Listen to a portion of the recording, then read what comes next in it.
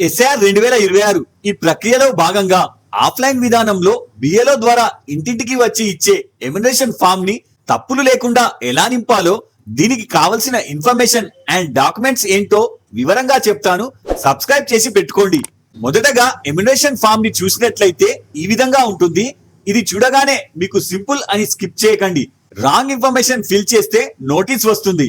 ఇప్పుడు ఈ ఫామ్ ని మొత్తం 3 భాగాలుగా డివైడ్ చేస్తారు.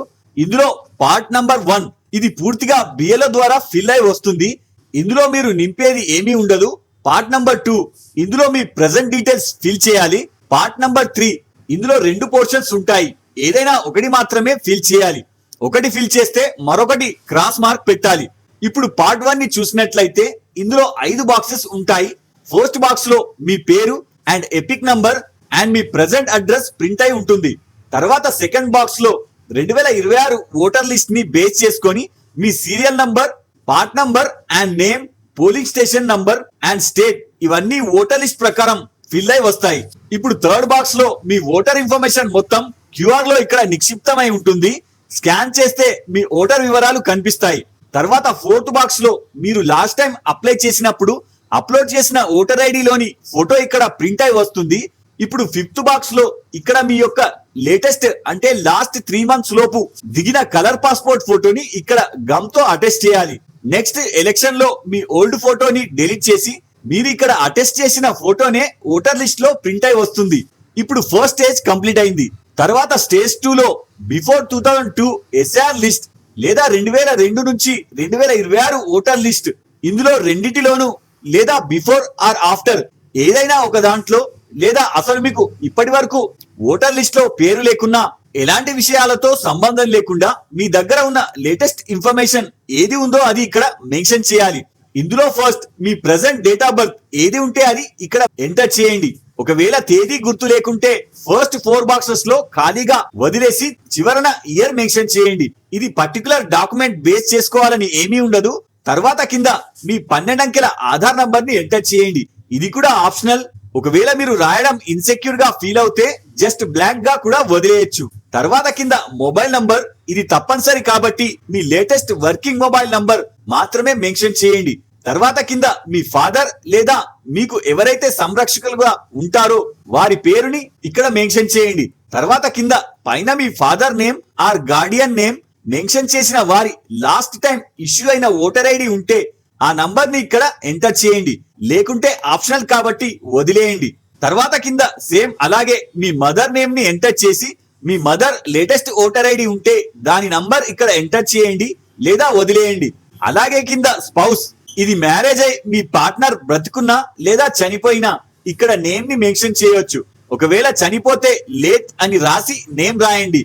ఒకవేళ అన్మ్యారీడ్ అయితే లేదా మీకు ఇన్ఫర్మేషన్ షేర్ చేయాలనిపించకపోయినా spouse name and spouse voter ID number optional కాబట్టి వదిలేయండి. ఇప్పుడు స్టేజ్ 2 కంప్లీట్ అయింది. ఇప్పుడు థర్డ్ బాక్స్ ఇది చాలా ఇంపార్టెంట్. ఇక్కడే తెలియక అందరూ తప్పు చేస్తారు. ఇందులో 2 బాక్సెస్ ఉంటాయి కానీ మనం ఒకటి మాత్రమే ఫిల్ చేసే అవసరం ఉంటుంది. ఇప్పుడు డైరెక్ట్ గా మీకు 2002 లాస్ట్ ఎస్ఐఆర్ ఓటర్ లిస్ట్ లో మీ నేమ్ ఉంటే ఇది రాంగ్ గా కావచ్చు లేదా ఆఫ్ నేమ్ కావచ్చు లేదా అప్పట్లో మీ నేమ్ డిఫరెంట్ గా కూడా ఉండవచ్చు. కానీ మొత్తానికి అది మీ పేరే అయినట్లయితే ఈ ఫస్ట్ బాక్స్ లో డీటెయిల్స్ అప్పట్లో ఉన్న విధంగానే ఎంటర్ చేయాలి. అందులో ముఖ్యంగా 2002 ఓటర్ లిస్ట్ లో లభించిన మీ నేమ్ ఎలా ఉండేదో అలానే ఇక్కడ ఎంటర్ చేయండి.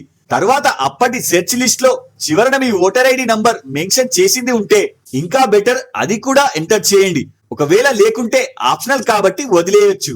అండ్ థర్డ్ అప్పట్లో మీ రిలేటివ్ అంటే మీ నేమ్ పక్కన ఎవరి పేరు ఉండేదో వారి నేమ్ కూడా అప్పటి విధంగానే ఇక్కడ మెన్షన్ చేయాలి. తర్వాత కింద పైన మెన్షన్ చేసిన నేమ్ మీకు ఎలాంటి రిలేషన్ అవుతారు, ఫాదర్ లేదా గ్రాండ్ ఫాదర్ ఆర్ మదర్ లేదా గ్రాండ్ మదర్ వీళ్ళలో మీ రిలేషన్ ఇక్కడ మెన్షన్ చేయాలి.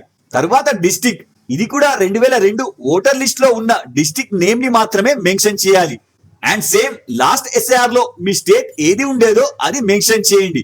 ఫర్ ఎగ్జాంపుల్ మీ రిలేటివ్ ఏపీలో ఉండి ఎట్ ప్రెసెంట్ మీరు తెలంగాణలో సెటిల్ అయితే ఇక్కడ ఆంధ్రప్రదేశ్ వస్తుంది. అలాగే కింద అసెంబ్లీ కాన్స్టిట్యూషన్ అంటే నియోజకవర్గం ఇది మీరు సెర్చ్ చేసిన 2002 ఓటర్ లిస్ట్ లోనే రాసింది ఉంటుంది. అందులోనే ఫర్ ఎగ్జాంపుల్ ఇది ఓటర్ లిస్ట్ అయితే ఇక్కడ మీ అసెంబ్లీ నియోజకవర్గం పేరు మెన్షన్ చేసింది ఉంటుంది, అది ఇక్కడ రాయాలి. అలాగే సేమ్ అసెంబ్లీ నియోజకవర్గం నంబర్ ఇది మరియు పార్ట్ నంబర్ అండ్ మీ నేమ్ ముందరున్న సీరియల్ నంబర్ ఈ 4 పర్ఫెక్ట్ గా నోట్ చేసుకొని ఈ కింది బాక్సెస్ లో రాయాలి. తర్వాత కింద మీ ఓన్ సిగ్నేచర్, ఒకవేళ సైన్ రాకుంటే పక్కన వేలిముద్ర కూడా వేయవచ్చు. ఇక్కడ ఒకవేళ ఆ వ్యక్తి లేకుండా అతని డీటెయిల్స్ వేరే వారు నింపినట్లయితే అప్లికెంట్ వీరికి ఎలాంటి రిలేషన్ అవుతారో ఇక్కడ రిలేషన్ ని మెన్షన్ చేయండి. ఫర్ ఎగ్జాంపుల్ ఇక్కడ భర్త టూర్ లో లేదా విదేశాలలో ఉండి ఉంటే అతని తాలూకు ఎవరైనా ఈ ఫామ్ ని నింపుతున్నారో వారి సైన్ అండ్ రిలేషన్ ని మెన్షన్ చేయాలి.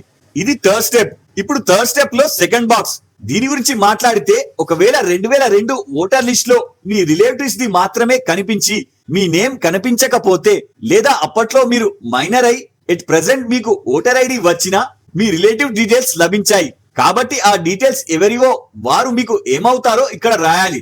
అందులో సేమ్ 2002 ఓటర్ లిస్ట్ లో మీ రిలేటివ్ నేమ్ ఎలా ఉండేదో అలాగే రాయండి. ఇక్కడ తప్పుగా ఉంటే తప్పే రాయండి, లేదా ఇంటి పేరు కూడా కేవలం పేరు ఉంటే అలాగే రాయండి. తర్వాత సేమ్ లిస్ట్ లో ఓటర్ ఐడి నంబర్ కనిపిస్తే ఇక్కడ రాయండి లేదా వదిలేయండి. అలాగే కింద రిలేటివ్, ఒకవేళ ఇక్కడ మీ నాన్న పేరు దొరికి ఆ పేరు ఇక్కడ రాస్తే మీ నాన్న ఫాదర్ నేమ్ ఇక్కడ రాయాలి, అది కూడా యాజ్ ఇట్ ఈస్ గానే రాయండి. తర్వాత కింద మీ రిలేటివ్ 2002లో ఓటు హక్కు ఎక్కడ మరియు ఏ స్టేట్ లో ఏ డిస్ట్రిక్ట్ లో ఉండేదో ఆ డిస్ట్రిక్ట్ నేమ్ ఇక్కడ రాయండి. తర్వాత కింద అప్పటి స్టేట్ నేమ్ ఇక్కడ రాయండి. తర్వాత కింద సేమ్ లాస్ట్ ఎస్ఐఆర్ 2002 లిస్ట్ లో మెన్షన్ చేసి ఉన్న అసెంబ్లీ నియోజకవర్గం పేరు, number and part number and serial number ఈ 4 డీటెయిల్స్ బాగా చెక్ చేసుకొని తప్పు లేకుండా రాయండి. ఇప్పుడు ఈ బాక్స్ ఫిల్ చేశారు కాబట్టి ఈ పక్కనున్న బాక్స్ లో క్రాస్ మార్క్ మెన్షన్ చేయండి. తర్వాత కింద సేమ్ మీ నేమ్ ఇక్కడ రాయండి. ఒకవేళ మీరు కూడా లేకుండా మీ ఇన్ఫర్మేషన్ ని వేరే వాళ్ళు రాస్తే ఆ రాసిన వారి సంతకం మరియు అతడు ఏమవుతాడో రిలేషన్ ని పక్కన మెన్షన్ చేయండి. ఇప్పుడు థర్డ్ బాక్స్ కంప్లీట్ అయింది.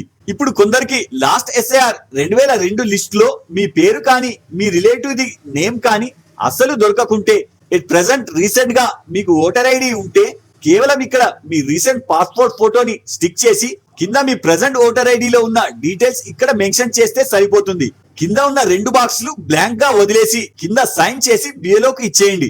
లేదా 2002లో మీ రిలేటివ్స్ అప్పట్లోనే చనిపోయి ఉండి ఇప్పుడు మీరు అనాథ అయినా సరే మీకు ఇప్పటికీ మీ పేరుపై ఓటర్ ఐడి కార్డ్ లేకున్నా లేదా మీరు అప్లై చేసిన లిస్ట్ లో మీ నేమ్ లేకుంటే సేమ్ ఇందాక చెప్పినట్లు ఈ పోర్షన్ లో మాత్రమే ఫిల్ చేసి సబ్మిట్ చేయండి.